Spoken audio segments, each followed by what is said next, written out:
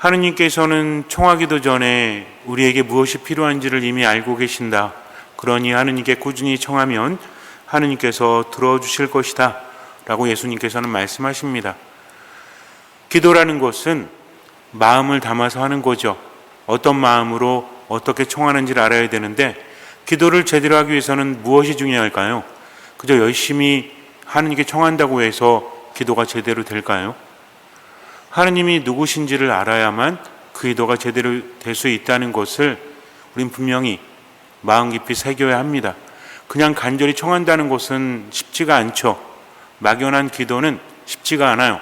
그러나 누구에게 청하는지를 아는 것, 이것이 중요하다. 신앙이라는 것은 하느님과의 관계이기 때문에 하느님은 어떤 분이시다 알아야 합니다. 그러면 기도 자체가 달라질 수밖에 없죠. 예수님께서는 요한복음을 통해서 우리에게 말씀하십니다. 내 이름으로 청해라. 그리고 내가 말하는 것을 실천해라. 그러면 아버지께서 너희가 청하는 것은 다 들어주실 것이다 라고 하십니다. 주님의 이름으로 청한다는 것은 어떤 의미죠? 주님의 이름으로 청한다는 것은 내 공로나 내 힘이 아니라 예수님의 힘으로, 예수님의 권위로 청한다는 거죠. 예수님은 하느님이시죠. 그러나 예수님께 세상에 오실 때는 사람으로 오셨어요. 하느님의 뜻을 실천하기 위해서 모든 것을 내어놓습니다. 그렇기 때문에 예수님께서 하느님 아버지의 뜻을 실천하기 때문에 하느님께서는 그 기도를 들어주신다. 예수님의 정을 들어주신다는 거죠. 이것을 확장하십니다. 예수님께서는 당신의 이름으로 청하는 이들도 그 기도가 이루어질 것이다. 왜냐하면 예수님의 권위로 청하기 때문에. 두 가지가 중요한 겁니다. 예수님의 이름으로 기도한다는 것과 그분의 말씀을 듣고 실천하는 것. 뭔가를 간절히 하느님께 반복적으로 말하는 게 기도가 아니라, 하느님은 이미 알고 계시니까 기도할 때는 예수님의 이름으로 그분의 말씀을 듣고 실천한다. 이걸 우리가 두 가지로 표현한다면 겸손과 순명이죠. 자기 마음대로 신앙생활 한다고 해서 기도가 이루어지는 것이 아니라 하느님의 말씀을 듣고 그 말씀을 실천하는 것, 예수님의 말씀을 듣고 그것을 실천하는 것이 바로 기도다. 그러면 기도가 달라질 수밖에 없죠. 그런데 듣지를 않아요. 겸손하질 않아요. 순명하질 않아요. 그러면 그 기도는 별 의미가 없겠죠. 그래서 열심히 한다는 것을 우리가 착각하면 안 됩니다. 그냥 맹목적으로 내 주장만 하는 것은 기도가 아닙니다. 진짜 기도는 뭐예요? 하느님과의 관계 안에서 들어야 한다는 거죠. 그리고 그 말씀을 따르는 겁니다. 그래서 기도하면서 누가 바뀌는 거예요? 내가 바뀌는 거죠. 꾸준히 청한다는 것은 좋을 수도 있고 안 좋을 수도 있어요. 기도에는 태도가 있다는 겁니다. 그저 반복적으로 열심히 하는 게 기도가 아니라, 열심이라는 말 자체가 뭐죠? 마음을 다하는 거죠. 그러기 위해서는 어떻게 해야 됩니까? 내가 그분께 맞추는 거지 그분을 내게 맞추는 게 아니라는 거. 근데 우리는 많은 경우에 하느님께 기도하면서 이루어지지 않을 때는 하느님 왜 안 주십니까? 라고 하면서 나의 주님, 나의 하느님으로 대하기보다는 내가 청하면 그분은 들어주셔야 돼 라는 생각을 하고 있다는 거죠. 이런 생각을 버리지 않으면 진정한 기도가 될 수 없다는 거죠. 진짜 기도는 하느님께 맡기는 겁니다. 그분의 말씀을 듣고 따르는 거죠. 그래서 겸손과 순명의 기도는 반드시 이루어진다는 거죠. 예수님께서는 마태복음 7장에서 말씀하십니다. 구하여라, 찾으라, 두드려라. 그러면 너희들에게 주어질 것이요 얻을 것이고 열릴 것이다 라고 하면서 어떤 비유를 말씀하시죠? 어떤 사람이 밤에 친구가 찾아왔어요. 근데 먹을 것이 없어서 옆집에 가서 다른 친구에게 먹을 것을 청합니다. 이복에 벗이 들렸는데 내놓을 것이 없네. 그러니 빵 3개만 구워주게 라고 합니다. 그런데 그 친구는 이미 잠자리에 들었죠. 이스라엘에서 잠자리에 든다는 것은 준비를 다 해놨다는 겁니다. 내일 먹을 것을 준비해놓고 문을 닫아 걸고 모든 가족들이 잠자리에 들은 거죠. 근데 그 상태에서 일어나서 먹을 것을 내어준다는 것은 번거로운 거죠. 귀찮은 겁니다. 그래서 내일 오게, 지금은 모두 잠자리에 들었네. 그러니까 계속 두드리지 않습니까? 근데 이거는 어떻게 보면 그냥 쾅쾅쾅쾅 두들겼다? 이게 아니죠. 그럼 어떻게 되죠? 우리가 보통 그렇잖아요. 어떤 사람이 내게 청할 때 태도를 보지 않습니까? 기분 나쁘게 자꾸 청하면 어때요? 명분이 주어지죠. 거절할 명분. 자네 말이야, 지금 태도가 마음에 안 드네. 그러니 내가 줄 수 없네 하면서 무시했을 거예요. 그런데 어떻게 합니까? 친구의 비위가 거슬리지 않도록 제발 좀 구워주게. 내가 먹을 것을 내놓아야 되는데 먹을 것이 없네. 반복하는 거죠. 그러니 어때요? 자꾸 간절히 청하니까 일어나서 줄 수밖에 없다라고 하십니다. 그래서 하느님께 기도할 때는 하느님을 내게 맞추는 것이 아니라 하느님께 나를 맞춰야 한다는 겁니다. 내가 변화돼야만 주신다는 거죠. 그렇다면 하느님은 왜 안 주실까요? 예수님께서는 왜 끊임없이 기도하라고 하십니까? 어차피 주실 거 그냥 주시면 안 되나요? 안 됩니다. 왜? 어떤 것이 내게 주어졌을 때 그것이 독이 될지 복이 될지는 내가 변화되어야 한다는 거죠. 고집을 부리면서 겸손하지도 않는다, 순명하지도 않는다. 그렇다면 하느님께서 주실 수 없다는 거죠. 내가 변해야만 하느님께 받을 수 있다. 하느님은 나를 나보다 더 잘하시고 나를 나보다 더 사랑하신다는 거죠. 그래서 복음을 통해서 우리 많은 것들을 듣고 배워야 합니다. 루카복음 18장을 보면 한 과부가 나오죠. 이 여인은 굉장히 억울한 상태에 놓여져 있어요. 적대자로부터 손해를 받습니다. 그런데 내세울 게 없어요. 돈도 없어요. 권력도 없어요. 그러니 재판관을 찾아가는데 이 재판관은 하느님을 두려워하지 않는 사람이었어요. 사람도 대수롭게 여기질 않습니다. 어떤 사람이에요? 철저하게 자기중심적이고 자기 이익에 따라서 움직인다는 거죠. 하느님을 두려워하지 않는다는 건 뭡니까? 의롭지 않다는 겁니다. 그저 자기 마음대로 자기 이익대로 살아가는 사람이었죠. 근데 이 과부는 그에게 청할 수밖에 없어요. 왜? 다른 방법이 없으니까. 그래서 어떻게 합니까? 가서 제 억울함을 풀어주십시오. 적대자가 저를 손해보게 했습니다. 저는 억울합니다. 그랬더니 재판관이 처음에는 무시하죠. 아니 웬 과부가 와서 내가 저 청을 들어줘봤자 이익이 없잖아요.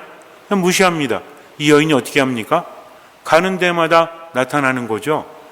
만약에 이 여인이 강압적으로 말했다면, 내 청을 들어주지 않으면 이러면서 땡깡을 부렸다면 어떻게 할까요? 그 여인을 감옥에 쳐넣을 수도 있죠. 근데 여인은 어떻게 합니까? 아주 공손하게 합니다. 가는 데마다 나타나는 거죠. 여러분들 한번 생각해 보세요. 누가 나에게 부탁을 하는데 처음에는 아유 안 돼, 시간이 없어, 안 돼 그랬는데 집 앞에서 맨날 기다리고 있어. 내가 나타날 때마다 좀 들어주게 그러면 어때요? 무섭지 이제. 나에게 무례하게 군다면 나도 무례하게 하면 돼. 근데 문제는 뭐야? 무례하질 않네. 자꾸 부탁하니까 이러지도 저러지도 못하니까 어떻게 합니까? 재판관이 생각합니다.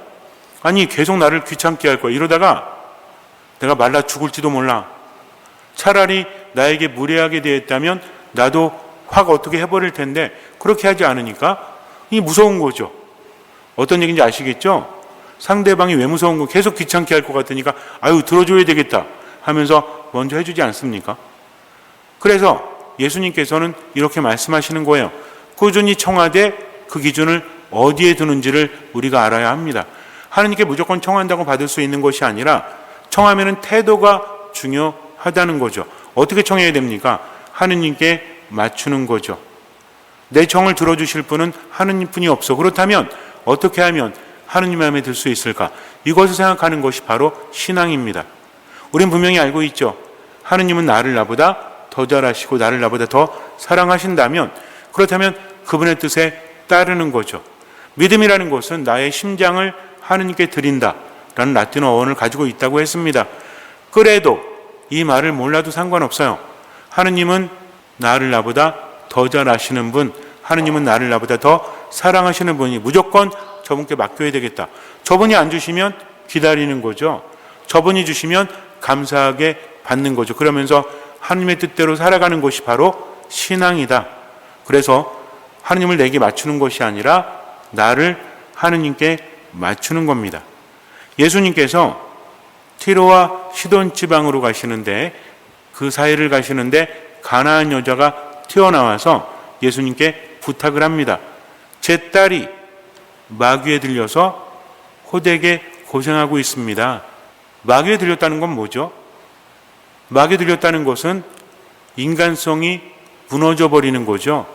여자아이가, 딸이 몇 살인지 모르겠지만 여자아이 또는 뭐 소녀 이렇게 되겠죠.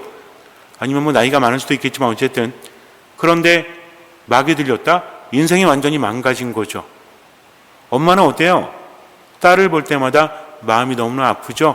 이런저런 방법을 다 강구해 봤을 겁니다. 그런데 이게 통하지 않는 거예요. 예수님 시대에 마귀를 쫓아내는 사람들도 있었습니다. 하지만 아무리 애를 써봐도 안 되는 거죠. 그러다가 예수님의 이야기를 듣게 됩니다. 예수님은 어떠신 분? 말씀 하나로 마귀를 쫓아내시는 분. 그러니 저분께 부탁을 드려야 되겠다. 근데 문제가 있죠. 예수님은 유대인이에요.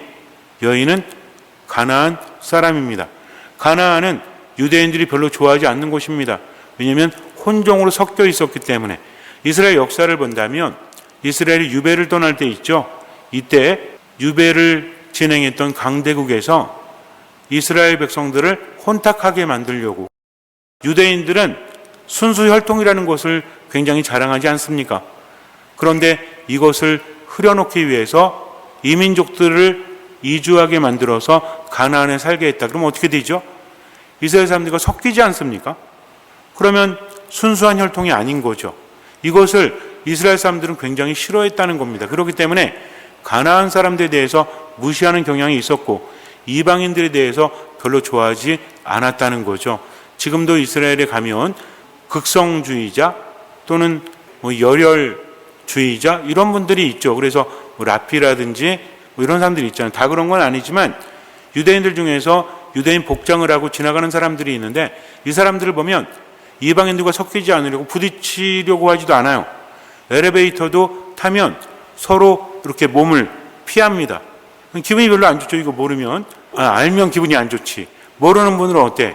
자리가 넓어지니까 엘리베이터 타고 갈 때도 저분이 되게 예의가 있는 분이구나. 뭔지 아시겠습니까? 피하니까 제가 예전에도 한번 엘리베이터 타고 가는데 유대인 정통 복장을 한 분이 있는데 자매님들이 그러는 거예요. 매너가 너무 좋다고. 왜? 엘리베이터에서 바싹 붙었고 피해주니까 매너가 좋은 것처럼 보이잖아요. 거기서 말하지 않고 제가 나와서 그랬어요. 매너가 좋은 게 아니라 우리가 부정하다고 생각해서 피하는 겁니다. 그랬더니 자매님들 얼굴이 갑자기 변한 거야. 방금 전까지는 매너가 좋은 줄 알았는데 지금 보니까 기분이 안 좋은 거지. 그런데 왜 그렇게 합니까? 피하는 겁니다. 섞이지 않으려고. 예수님 시대에는 더했다는 거죠. 그러니 가나안 여인이 어떤 생각을 할까요? 유대인들은 우리를 상종하지도 않는데 어떻게 그분께 치유를 부탁할 수 있지 하면서 어떻게 했을까요? 말씀을 계속 들었겠죠. 듣다 보니 어때? 야, 이분은 다르시구나 라는 것을 알게 됩니다. 처음에는 딸의 치유를 위해서 예수님에 대해서 수소문해서 말씀을 들었지만 말씀을 들으면서 변화가 되는 거죠. 이분은 하느님의 힘을 지니셨다. 무조건 이분께 부탁해야 되겠다. 그분께 가서 모든 것을 맡겨야 되겠다 하면서 그분께 자신을 맞추는 겁니다. 그리고 나아가는 거죠. 한 가지만 보는 겁니다. 예수님만 봐요. 다른 건 바라보지 않아요. 예수님은 유대인, 나는 이방인 상관없어요. 그저 저분을 붙잡고 늘어줘야 되겠다. 언제까지? 들어주실 때까지 하면서 갑니다. 예수님 앞에 엎드려 절하면서 만약에 여인이 땡깡을 부렸다면 못 지나가십니다. 제 딸을 고쳐주지 않으시면 저는 한 발짝도 물러서지 않을 겁니다. 하면서 막무가내로 그렇다면 치유받을 수 있었을까요? 치유받지 못하겠죠. 왜? 예수님이 그녀를 피해가면 됩니다. 예수님께서 당신의 고향에 가셨을 때 고향 사람들은 예수님이 마음에 들지 않죠. 적대감을 갖습니다. 그분의 말씀을 듣고 깨우치기보다는 회개하기보다는 그분을 죽이려고 하죠. 언덕에 올라가서 벼랑 끝에 서서 예수님을 떨어뜨리려고 합니다. 그때 예수님께서 어떻게 하시죠? 그들 한가운데를 가로질러서 유유히 사라지십니다. 그분이 떠나고자 하시면 그 누구도 잡을 수 없다는 거죠. 그런데 여인은 어떻게 합니까? 여인이 계속해서 소리 지르죠. 어떻게 소리 질러요? 제발 좀 고쳐주십시오. 안 그러면 저는 한 발짝도 물러서지 않을 겁니다. 이렇게 합니까? 다윗의 자손이신 주님, 저에게 자비를 베풀어 주십시오. 제 딸이 호되게 마귀가 들렸습니다 라고 말해요. 예수님께 뭐라고 부르죠? 다윗의 자손이신 주님. 다윗의 자손은 누굽니까? 메시아죠. 누구를 위한 메시아예요? 유대인들을 위한 메시아입니다. 여인은 이방인이죠.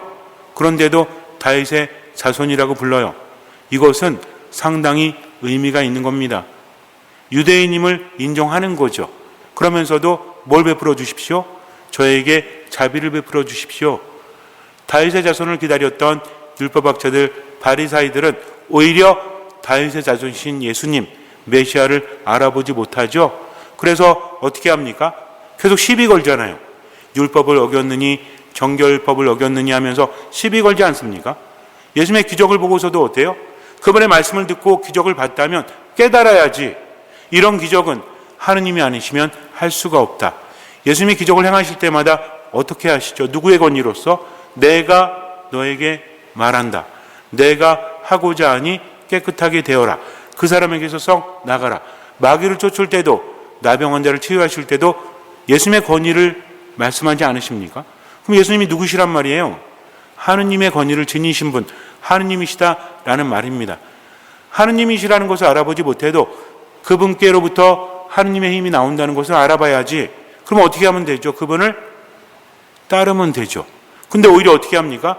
율법으로 예수님께 올가미를 씌우잖아요. 왜 어기냐고. 그러니 예수님을 알아보지 못한 거죠. 하지만 이 여인은 어떻습니까? 가나안 여인임에도 불구하고 알아본 거죠. 눈앞의 기적의 의미를 알았다는 겁니다. 그렇기 때문에 다윗의 자손이신 주님, 그런데 여기서 중요한 건 저에게 자비를 베풀어 주십시오. 당신은 메시아십니다.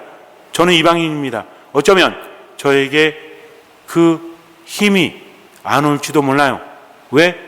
저는 유다인이 아니기 때문에. 그러나 자비를 베풀어 주시면 제 딸이 나을 수 있을 겁니다 라고 외치는 거죠. 제자들이 어때요? 주님 너무 시끄럽습니다. 저 여인이 너무 시끄러우니 저 여자를 돌려보내십시오. 우리 뒤에서 소리 지르고 있습니다. 견딜 수 없는 거지. 자꾸 귀찮게 하니까. 근데 제자들이 볼 때는 어때요? 저 사람은 이방인이잖아. 예수님께서 저 여인의 말을 들어주실 리가 없지라고 생각했을까요? 알 수가 없죠. 흐름은 그렇지만 여기서 저 여자를 돌려보내십시오 라고 말하는 것은 어떤 의미가 있을까요? 두 가지로 해석되어질 수 있죠. 하나는 뭐예요? 따끔하게 말해서 돌려보내십시오. 또 하나는 뭐죠? 그냥 좀 들어주십시오. 근데 어떤 걸까요? 명확하지 않습니다. 묵상해 보세요. 어쨌든지 제자들은 지금 뭐냐면 이방인 여인이 외치고 있고 이 상황이 마음에 들지 않으니 돌려보내라고 말합니다. 여인을 위해서 청하는 건 아니잖아요. 어쨌든지 간에. 그때 예수님께서 말씀하십니다. 나는 오직 이스라엘 집안의 기르는 양들에게 파견되었을 뿐이다. 왜냐하면 예수님께서 침묵하셨기 때문에 그렇죠. 그래서 여인이 계속 외쳐대니까 예수님께서 거절하시는 듯 보이지 않습니까? 그랬더니 여자가 어떻게 해요? 아니 정말 너무하십니다. 이렇게 말해요? 감정에 휩싸입니까? 아니죠.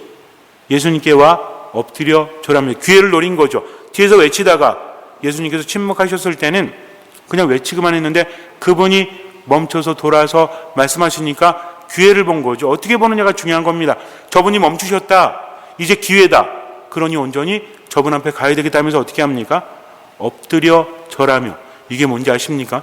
그냥 부탁하는 게 아니라 경배하는 겁니다. 머리를 땅에 대면서 주님께 경배를 드리는 거다.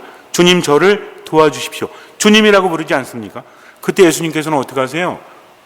처음에는 나는 이스라엘 집안에 길 잃은 양들에게 파견되었을 뿐이다. 누구에게? 길 잃은 양들에게. 양은 어떤 존재죠? 양은 목자 음성을 알아듣는 거죠. 순종적인 겁니다. 이스라엘 백성을 의미하죠. 그런데 아이러니하게도 이스라엘 백성들이었던 바리사이 율법학자들은 양이 아니잖아. 알아보지 못했잖아. 그런데 이 여인은 양은 아니잖아요. 이스라엘의 양은 아니지 않습니까? 보통 생각하기에. 그래서 예수님께서 뭐라고 하시죠? 자녀들이 빵을 집어 강아지들에게 던져주는 것은 좋지 않다라고 하십니다. 이 자녀들은 누굴 의미하죠? 이스라엘 백성들, 그들은 기르는 양들이다. 근데 이방인 여인은 뭐에 비유됩니까? 강아지에 비유되잖아요. 여기서 우리가 알아야 될 것이, 보통 이스라엘 사람들은 이방인들을 무시하면서 개라고 불렀어요. 개라는 단어는 키온이라고 하는데, 이거는 뭐냐면 들개들, 사나운 개들. 뭔 얘기인지 아시죠? 그러니까 개라고 비유하면 기분이 좋아요, 안 좋아요? 우리도 그렇잖아요. 우리나라 사람들 비하하는 말이 있죠. 또 일본 사람들 비하하는 말도 있고 막 그러지 않습니까? 중국 사람들 비하하는 말도 있고. 우리나라 사람들을 뭐라고 비유하죠? 아예 기분 나쁘니까 뭐 기억하지도 않으시나? 아무튼 뭐 한국을 비하하는 말들이 있지 않습니까? 또 뭐 일본 사람들 비하하는 말도 있죠. 중국 사람들 비하하는 말도 있고. 그런 거 들으면 기분 좋아요, 안 좋아요? 안 좋잖아요. 일단 그거에 비유가 되면 기분이 안 좋은 거죠. 여인에게 예수님께서는 키온이라고 하진 않습니다. 키나리온이라고 말합니다. 이건 뭐냐면 집에서 키우는 강아지를 이야기하는 거죠. 근데 여인이 말을 듣자마자 강아지라고 해도 이스라엘 사람들이 늘 비하할 때 개라는 단어를 사용했으니까 기분이 좋을까요, 안 좋을까요? 기분이 안 좋을 수 있죠. 그러니 양과 강아지를 비유해서 말씀하시는, 나는 양은 배불리 먹이지만 강아지들, 개들은 배불리 먹일 수 없다라고 거절하신 거죠. 그때 여인이 어떻게 합니까? 주님, 그렇습니다. 인정합니다. 그러나 강아지들도 주인의 상에서 떨어지는 부스러기는 먹지 않습니까? 이게 얼마나 대단한 건지 아세요? 빵까지 바라지 않아요. 떨어지는 부스러기 요만큼 조그만 거죠? 근데 이 빵 부스러기는 뭘까요? 먹는 빵일 수도 있지만 손을 씻는 빵일 수도 있습니다. 어쨌든 그것만이라도 제 딸이 나을 겁니다. 하느님의 힘은 엄청나시기 때문에 그것만으로 충분합니다. 저는 이방인이지만 그래도 당신이 강아지라고 하면 그렇게 받아들입니다. 어쨌든 강아지들도 빵 부스러기 먹지 않습니까? 라고 하는 거죠. 어떻습니까?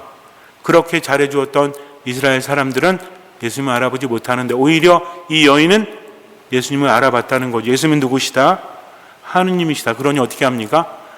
알아봄, 그 다음 나아감, 그리고 맡김, 그리고 따름.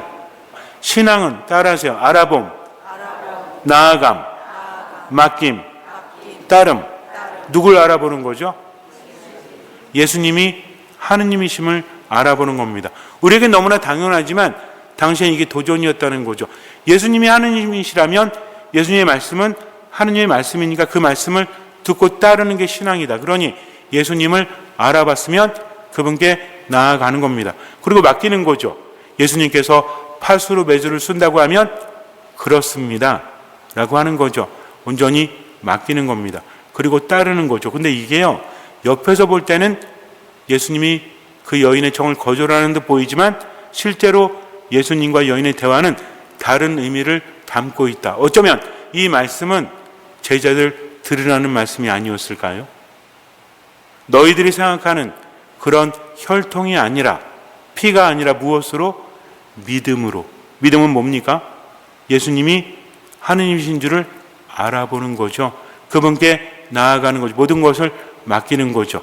제가 여러분들에게 나병 환자를 예로 들었잖아요. 지난번에는 나병 환자 어땠습니까? 예수님을 알아봤죠? 나아갔죠? 원래 율법에 의하면 나아가면 됩니까? 안 됩니까? 안 돼요. 나병 환자는 사람들 많은 곳에 가면 돌 맞아 죽는 거죠. 근데 나아가잖아요. 누구만 바라본 거죠?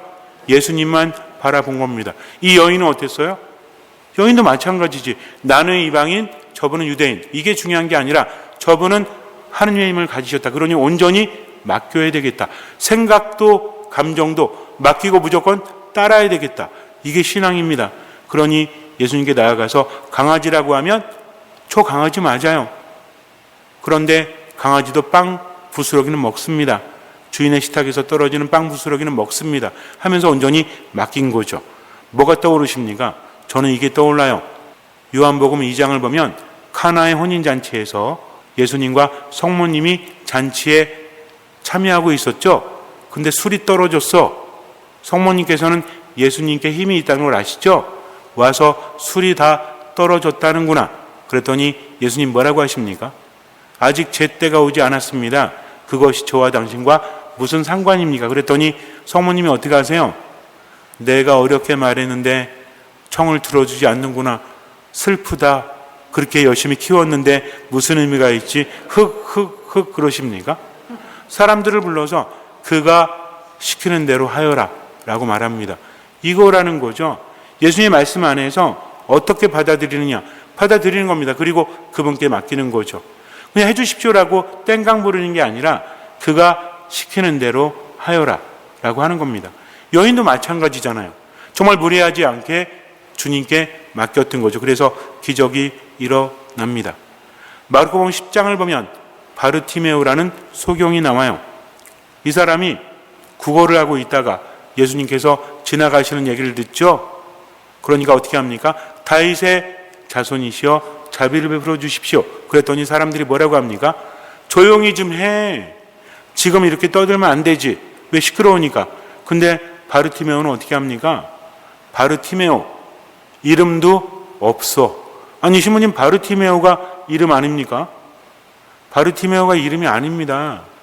바르 누구의 아들, 티메오의 아들이란 뜻이에요. 눈은 멀었는데 이름도 없지. 누구 아들이라고 불리는 사람이죠. 근데 이 사람 어떻게 합니까? 다윗의 자손이시여 자비를 베풀어 주십시오. 예수님이 무시하고 지나가시죠. 사람들이 말리죠. 더 큰 소리로 외치죠. 그랬더니 예수님 멈추십니다. 이게 신앙인 거예요. 누구만 바라보는 거다? 예수님만 바라보는 거다. 왜? 그분이 하느님이시기 때문에. 마찬가지입니다. 우리가 신앙생활하면서 하느님께 청할 때도 많은 시간 기도하는 게 중요한 게 아닙니다. 그렇다고 해서 짧게 기도하라는 게 아니라 기도할 때는 어떤 마음으로? 듣는 마음으로. 미사 참여할 때도 어떻습니까? 미사의 은총이 내게 쏟아지면 나는 살 수 있어. 나는 생기를 얻을 수 있어. 나는 치유받을 수 있어. 그러면 내 온 마음을 누구께로? 하느님께로. 그분의 말씀을, 하느님 말씀을 들었다면 실천하는 거죠. 어떻게? 겸손하게 순명하면서. 그분의 말씀은 다 받아들이는 겁니다. 그러면서 나의 무엇을? 감정과 생각과 말과 행동을 하느님께 드리는 거죠. 가장 중요한 건 뭡니까?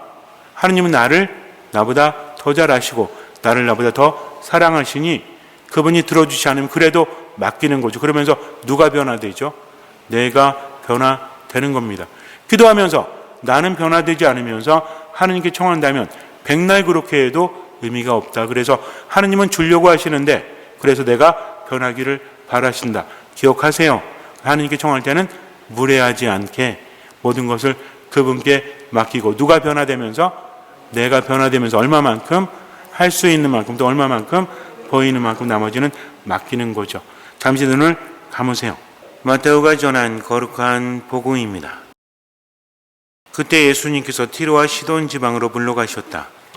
그런데 그 고장에서 어떤 가나안 분이 나와 다윗의 자손이신 주님, 저에게 자비를 베풀어 주십시오.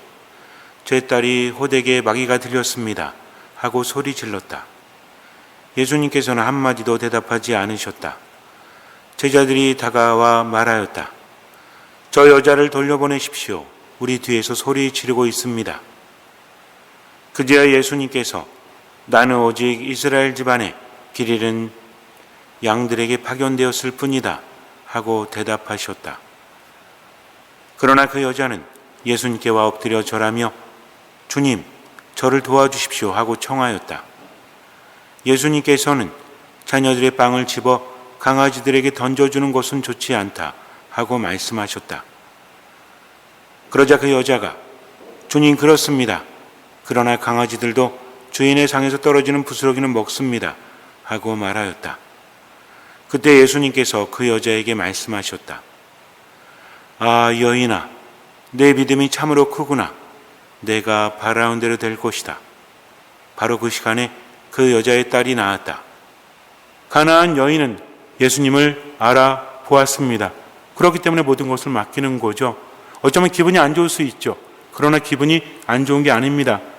예수님께서 강아지에 비유하십니다. 유대인들은 이방인들을 개에 비유하면서 비하했죠. 그러나 여인은 어땠습니까? 강아지라 해도 좋아요. 뭐라고 해도 좋아요. 저분이 멈춰서고 나를 바라봐 주셨으니 더 이상 바람이 없습니다. 그러니 그 순간을 놓치지 않습니다. 당신이 강아지라면 저는 강아지입니다. 그러나 강아지도 주인의 식탁에서 떨어지는 빵 부스러기는 먹지 않습니까? 하면서 주님께 모든 것을 맡깁니다. 여인은 예수님을 알아봤던 거죠. 그분께 모든 것을 맡겼던 거죠. 그때 예수님께서 응답하십니다. 아, 여인아, 내 믿음이 참으로 크구나. 예수님께서는요, 유대인들에게도 좀처럼 이 말씀을 하지 않으십니다. 그런데 믿음이 참으로 크구나. 내가 바라는 대로 될 것이다. 바로 그 시간에 그 여자의 딸이 낳게 됩니다. 신앙은 이런 거예요. 예수님을 알아봤다면 그분께 온전히 맡기는 거죠. 때론 내가 원하는 대로 삶이 펼쳐지지 않아도 주님, 당신만 믿겠습니다. 당신만 따르겠습니다 하면서 주님의 뜻대로 지금은 살아가는 겁니다. 멈추어 서서 고집을 부리는 게 아니라 그분의 말씀을 들었다면 그 말씀대로 지금을 살아가는 거죠. 할 수 있는 만큼 보이는 만큼 나머지는 맡기는 겁니다. 미사 안에, 말씀 안에, 기도 안에 이렇게 온전히 머무십시오. 주님의 말씀을 듣고 그 말씀을 실천하면서 지금은 살아가세요. 나머지는 맡기십시오. 주님께서는 그 믿음을 보시고 우리 삶에 놀라운 기적을 일으켜 주실 것입니다. 아멘.